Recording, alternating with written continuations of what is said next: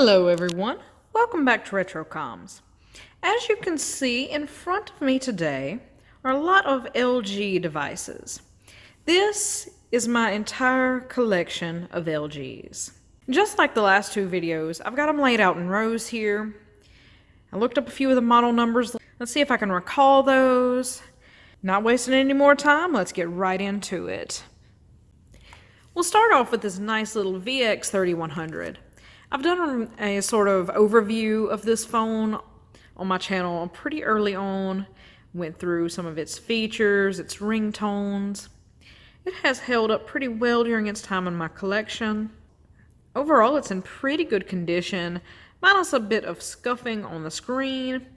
That's why I keep the little pieces of foam in between the screen and the keyboard when I'm storing some of these flip phones to try to minimize the scuffs that they happen to leave behind. This one charges both off of a little cradle, and its charging port is down here.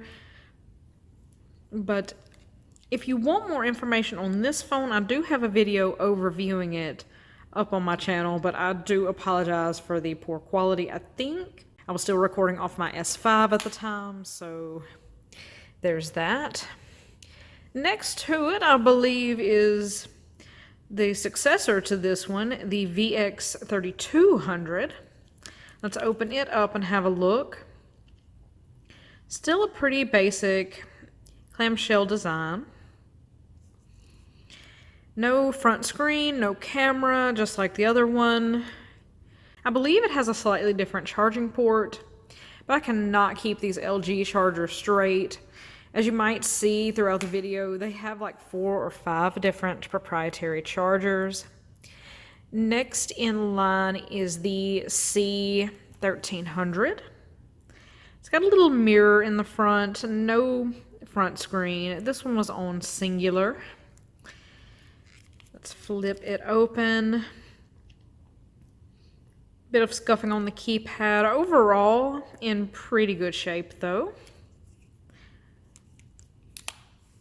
We have 2 of these C2000s right next to it. Also on singular. This one looks pretty good. I should have cleaned this battery cover first. I think that's just scuffing and wear from the previous owner. Let's look at this next one just to do our due diligence. Check each one. Looks pretty good. It's when they started to add the cameras and these phones got a bit more advanced. I tried to lay them out in order of age. I might have gotten a couple misplaced. Next we have this AX4270, I believe it was, on Autel. No camera on this one. Contrary to it having a silver top here, this antenna does not extend. This one's probably a bit older than those C2000s we just looked at, but placed it down here. Next we have this VX4650, I believe it was, on Verizon. As we can tell by the speaker placed in the center of the device, this one was more focused on audio. This was right around the time people started having custom ringtones, so perhaps a perfect time for LG to have launched this device. One day I will have to power this up and test out how the ringtones sound over that prominent central speaker. Next to it is the VX5200. Unlike its more audio-focused sibling there, this one does have a camera. Looks pretty good. Next in line, which we can see its box right there in the center, is the AX300. This was very well kept, owned by an older gentleman if I remember correctly. And he took excellent care of this device. It has some nice ringtones. Sometimes I boot it up to go back through them. I will have to share that with you guys at some point. Moving on down the line, we have the LG AX145, or otherwise known as the LG Aloha. I have 4 of these. I believe they are all on Autel. This one, its hinge is a tad sticky. This one opens a bit more freely. And we can see, let me see if I can find it here. We can see they're still using that same proprietary port on these. This kind of rounded design, it reminds me of some of the Sanyo handsets from around this era. This one's hinge is a little bit sticky.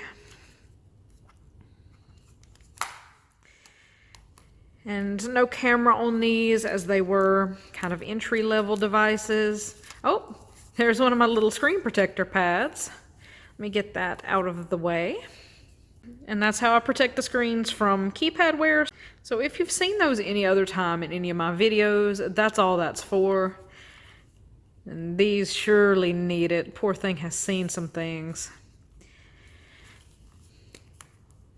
Moving right along, I believe we have the successors to the LG Aloha, the LG AX155. Let's open it up. It is also a pretty entry-level device. It might look a little bit dated in the design, but we can tell that this is a newer phone based off of one important feature. Let's open this flap down here at the bottom. And we have none other than a micro USB.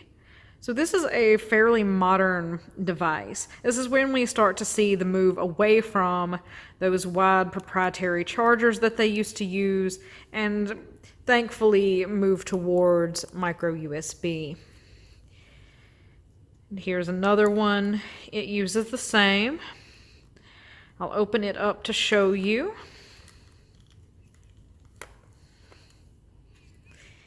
These are both, they've seen some things, but still perfectly functional. Moving on down the line, we have this 220C. It is, I believe this one's on track phone. Yep, there it is. Basic entry-level device. We can check it out. See that it also uses micro USB. If my camera will focus, the lighting is okay in here. I don't know why it is struggling so much. Next is the 440G. Again, another little entry-level device on track phone. Let's see it. It took me way longer than it should have. Got that flap open. This one, for some reason, uses the old proprietary charger. Perhaps I should have put this one back further in the line, but here's where it ended up. I saw that it was older than what I think is one of its successors further down, but we'll get there shortly. Next up, we have this little VX5400. I believe one of the other devices might have gotten a little soft touch residue on there. I should have cleaned those a little bit better. Let's open it up. Another one of my little improvised screen protectors to protect that keypad. Don't know how well you can pick it up on camera, but that's why I do it. See the little indentations from the buttons? That would end up in the screen itself if this piece of foam weren't there to stop it. But that's beside the point. It is kind of a mid-range device. It's got one of the older charging ports that LG used to use. So at least the 410G next to it is not the odd one out. Unlike the 410G, it does have a camera. It's got this nice rounded design, kind of reminiscent of this AX300 that we took a look at earlier, which felt and looked like a much more premium device. Next is the LG 5600. I have two of these, both on Verizon. Let's have a look around it. Here we see, I believe this one is actually, and we can see that this has a micro USB. I cannot get my camera to focus. Oh, there it goes. But only after the little charging port flap broke off. These flaps, there's one problem that we are facing with these phones that have the flaps. They are not the sturdiest, and they seem to get brittle over time. Sad day. I hate it when little minor damage like this happens. It's still usable, still livable, but very annoying. Put it back in just for protection, and it's out again. Never mind, that is pointless. Let's move on to the next one in line. We know that it has micro USB, and I'm not going to risk breaking its flap, so I won't show you that part. Let's open it up. This one's in much better condition overall. Not near as many scratches and scuffs. Still nice and shiny. This one saw a lot less use. And here is the 440G, which I believe is the successor to the 410G, also on track phone. Feels a little bit more rugged. It's got this textured, grippy back to it, also with micro USB. You'll take my word for it. Me and this Focus are not getting along. And here's another. They're both in pretty good condition. Seem to be fairly durable devices. And moving on down the line, we have this VN450. I believe that is also known as the LG Revere. Please correct me if I am wrong. This one was on Verizon. It saw a little bit of use in its day. Let's close it back up. Looking pretty good. Next is the B740. An AT&T device. It looks very similar to this one on Verizon. We can tell they carried some similar designs over for some of these, what I believe was their more entry-level and mid-range line. So looking all right. And next is the A340. Camera on the back of the device this time, which is kind of unusual for flip phones in the day. They normally had it up here on this front panel, but I guess they needed to ensure that this one had a large front screen and elected to move that camera to the back. This one got a very large inner screen, nice large buttons. Kind of makes me think perhaps it was geared towards older users who might have needed that extra screen space. But that hinge, the way this hinge kind of sits covered, the way this hinge is covered when the phone is open, we can have a look at its nearest neighbor here. That hinge line is a lot more prominent when other flip phones, which I'll even go down further in the list, further on the line. Yes, it's not as flush, not as elegant. Not sure why they did that with this one. I'm sure this felt great to talk on. Very interesting design choices at play here. Definitely makes for a thinner phone. Don't see that very often with these mid-range flip phones. Let's go down to the next row where things get a lot more interesting. First up, we have the 328BG. Just a standard little candy bar phone. Charges via micro USB. It is newer than some of the devices that are ahead of it on this line, but since it doesn't have as many neat features, lacking even a camera, we will be getting this one out of the way first. Still nice entry-level device. Next up, we have the 500G. Now, the previous owner had some numbers on the back. I'm not going to show you those. This does have a camera, a full QWERTY keyboard, kind of similar to a BlackBerry or a Moto Q. A very mushy, clicky keyboard, as typical for these LG entry-level devices. But next, here we have the LG Scoop, also known on some carriers as the LG Rumor. This one is on Alltel, and as if fitting to theme, it is a nice shade of blue, working perfectly. A few scuffs on that back cover and battery pack there, but otherwise still slides smoothly. Keys seem to function just fine.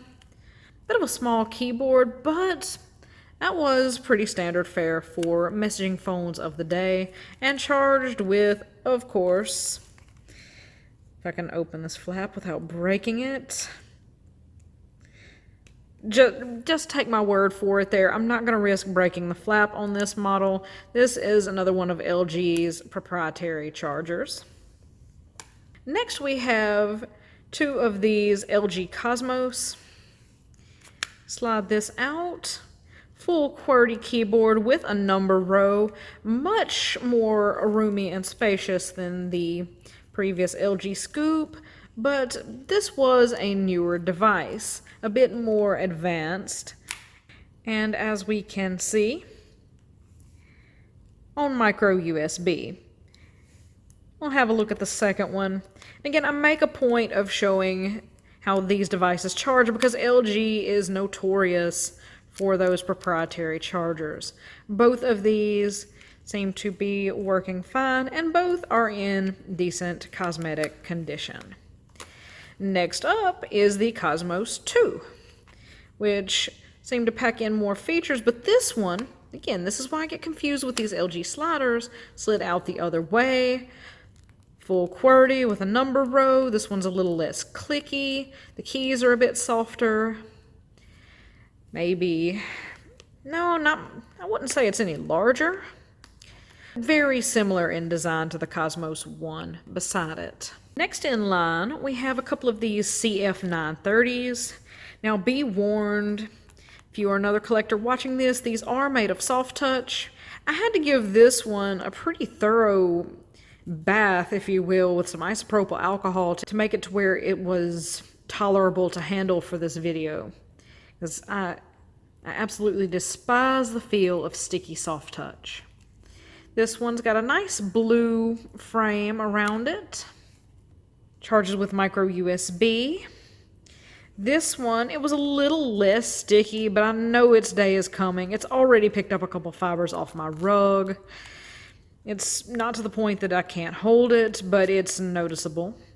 Here the red theme continues up here with the directional keys and on the numbers on the keypad. We have a little bit of that present here, but harder to tell since some of this has degraded due to the issue with the soft touch. Next, the LG Remark. Nice little portrait slider with a QWERTY keyboard. I do enjoy these. They're nice little square form factor. I find them oddly cute little phones. Next up, the LG Chocolate. I believe it was previously on Verizon, but for some reason has this tape over where the carrier logo would be. I wonder if this one was refurbished in its day. At some point, I may have to disassemble at least this top portion, which, looking at it, I would have to go in from the motherboard and do a full disassembly to figure that out. But could have been refurbished. Had this neat little D-pad on the front that also would rotate, I guess to kind of emulate the style of the iPod Nano with its little click wheel. Built-in battery pack back here, but charged with one of those unfortunate proprietary chargers. Next in line, two LG Neons. This one lives up to that name with this vibrant green color scheme. Neat little D-pad on the front. Of course, the camera in the back. This white and green, that is some nice contrast there. Definitely wouldn't be losing this phone. That is a nice little slider. And of course, we've got the QWERTY keypad. No number row on this one. That's kind of sad. But still, an interesting phone nonetheless. Next to it, this one is a bit more subdued in its color scheme. Black and gray. Much more subtle approach, but still in good shape. This one has kept its charging port flap, which sadly many of these phones did not, as I had discussed previously, but still in good condition overall. Next up we have this LG Shine, which this is a portrait slider with standard number pad. This one has seen a little bit of use.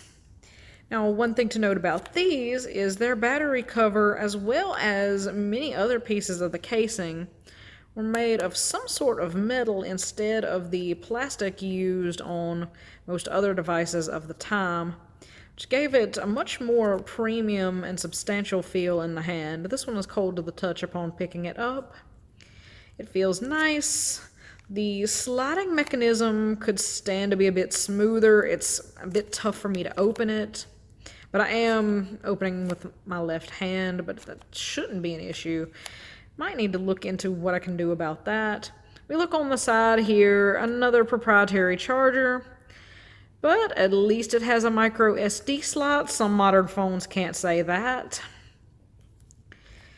Neat little device, and right next to it is the LG Glimmer on Autel. Similar story here. This one was in a bit better condition, it being the successor to the Shine, or at least Autel's equivalent versus what AT&T offered. Not sure if these were both on different carriers or not. This one fortunately, you can see that has micro USB. Slightly more advanced cameras, I do believe, on this one, but retaining the metal case pieces and therefore the more premium feel. And this one fortunately slides a bit more smoothly. Next up, I have an LG NV3. These are very hard to open with one hand, especially the non-dominant hand. So I'll open this up. Full QWERTY keyboard with number row and a D-pad. Probably an excellent messaging experience for the time. And something about these flip phones that open landscape instead. Nice large internal screen. Not sure if those are those stereo speakers there. That would have been great for media consumption back in the day. And the soft touch on this one luckily has not started to go. That will be a sad day when this one does decide to deteriorate. And on the bottom here we have its charger, which is fortunately a micro USB. Next up, I believe this is the NV4. Just judging by the fact that it retains some of the same design language as the NV3, yet has ditched the number pad in the front in favor of a larger display, which was likely touch sensitive. And these both are very premium feeling handsets for their time. This one also had the number row, the full QWERTY keyboard, D-pad on this side as well, I guess, in case someone would prefer to navigate this way. An interesting thing to note, this one still has all of its protective film from the factory. Camera is still protected, front screen, inner screen, and of course it is on micro USB. Now I have a couple of the original Envies somewhere, but could not get them to boot up. I'll have to look at them a little bit further because I would like to eventually get the whole LG Envy series. I love these little landscape flip phones. The only other one I can think of off the top of the head is the Pantech Impact. And those are neat little devices that we will definitely have to check out in a later video.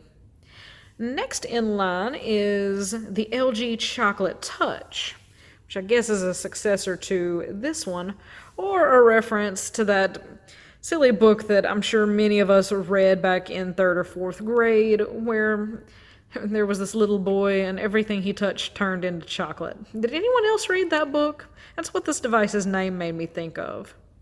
But the color scheme here, keeping with this theme of geometric shapes here for this odd button placement. Interesting design choices on this device.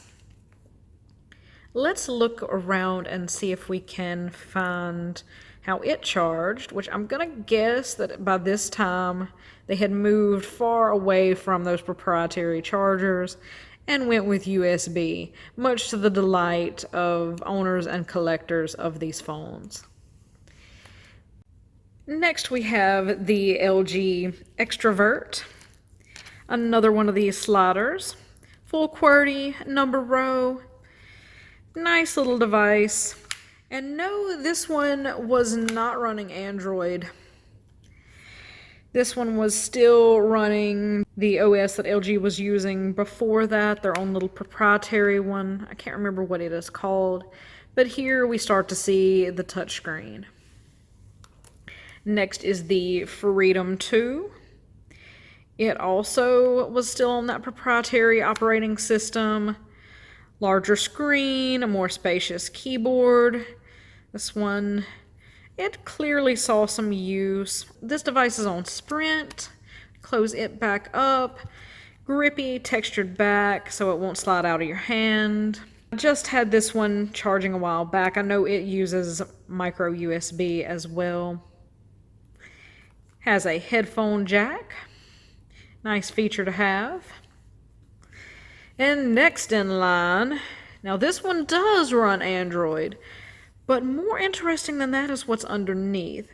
This one is the LG Double Play, and it got that name due to its internal screen down here. Keyboard separated into 2 halves in order to accommodate this display, going for kind of like a multitasking approach similar to, say, the Kyocera Echo, and maybe even a precursor to what can be found now on some of the foldables. Nice, robust sliding mechanism there to handle this large front panel. Camera in the back. We can clearly see, or I can clearly see, let's hope that the camera picks it up, that LG Double Play branding on the back. Can't remember which version of Android this was on. Carrier is T-Mobile for this one. But I'm sure multitasking was a joy on here. Still has both of its screen protectors, and we're definitely keeping those installed, because I'm sure this mid-screen might have been prone to being scratched or rubbed by this top slider. And this is by far one of my favorite LGs. This is such an interesting little phone. And last but not least, in fact the most recent of my LG collection to my knowledge, the L22CB. It's more of a entry-level to mid-range Android device on track phone, large screen, but again with more mid-range specs. It's seen a little bit of use, but it is indeed a functional device. That about does it for this one. Let's step back, admire, take one more look at this collection of LGs. I don't have quite as many LGs as I have Samsungs or Motorolas, and as you'll see from the next videos that I post, I have gotten the larger groups of my devices out of the way. Next up, Well, we'll keep that a secret for now, but I think I know which manufacturer will go next. But after that, perhaps I will leave a poll for you guys to decide on Instagram. But stay tuned for that next set of devices. Probably going to be a quicker one next time as there aren't that many, but we will soon see what I have in store. Thank you all so much for watching. Let me know if I got a model number wrong, if there's a phone you want to see more of, anything you want to learn more about. Feel free to let me know down in the comments. Thank you so much for watching. This is RetroComms signing off.